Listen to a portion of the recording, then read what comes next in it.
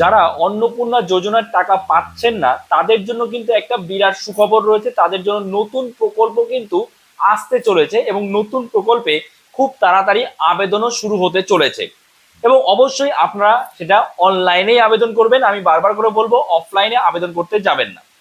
তো এবার বিষয়টা হলো সেই নতুন প্রকল্প কি এবং এই অন্নপূর্ণা যোজনায় আপনি টাকা পাবেন কি পাবেন না তার কি কোনো রকম গ্যারান্টি আছে? আপনারা দেখছেন একটার পর একটা নতুন নতুন আপডেট আসছে, সরকার নতুন নতুন নোটিশ প্রকাশ করছে এবং নতুন নিয়ম সেখানে লাগু হচ্ছে এবং সেই নিয়ম অনুযায়ী দেখা যাচ্ছে অনেকেই টাকা পাচ্ছে না।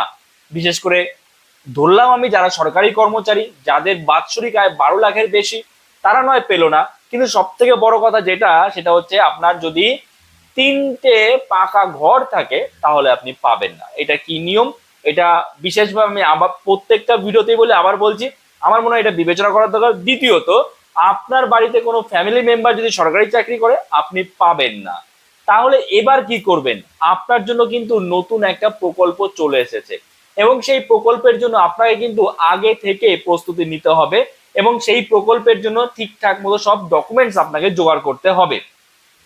কারণ অন্নপূর্ণা যোজনায় কত রকমের নিয়ম রয়েছে। আপনার পরিবারে যে কেউ সরকারি চাকরি করতে পারে, আপনার ছেলেও যদি করে, আপনার ছেলে তো আপনাকে নাও দেখতে পারে, তো তবুও আপনি যোগ্য না যদি কেউ সরকারি চাকরি করে। ইভেন কেউ যদি পেনশনও পায় সেও যোগ্য না।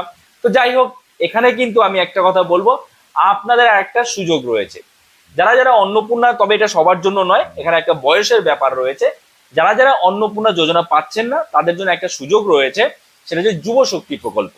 যুবক শক্তি প্রকল্পে কিন্তু আপনি টাকা পেতে পারেন। এখনো পর্যন্ত যুব শক্তি প্রকল্পে যে নিয়মগুলো রয়েছে, আপনার বয়স হতে হবে 45 বছরের মধ্যে, প্রথমত এটা।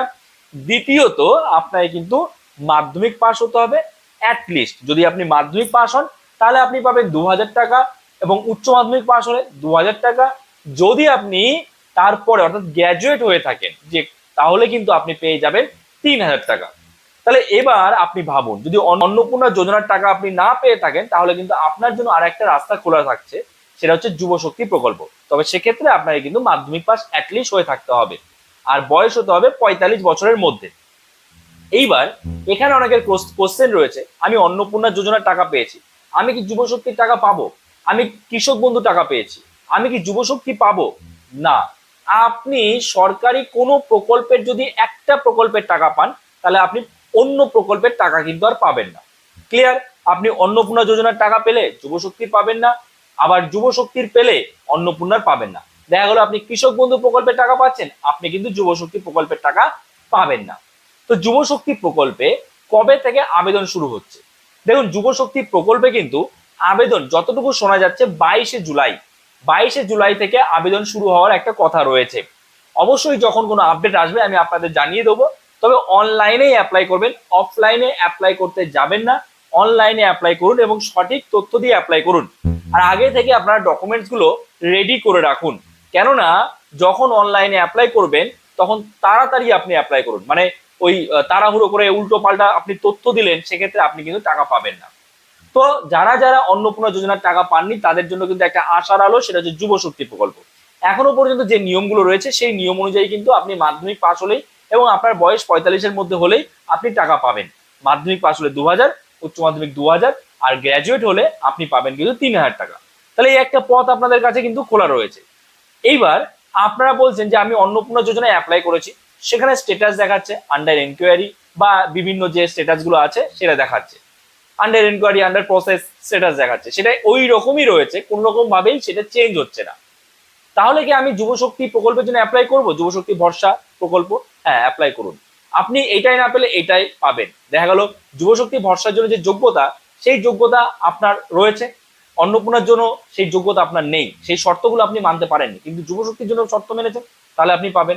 এবার আপনি বলবেন আমি অন্নপূর্ণা যোজনাতেও অ্যাপ্লাই করেছি, যুব শক্তিতেও অ্যাপ্লাই করেছি, তাহলে কি দুটোতেই যদি একসাথে আমার সব শর্ত ঠিক হয়, দুটোর টাকায় কি পাবো? না।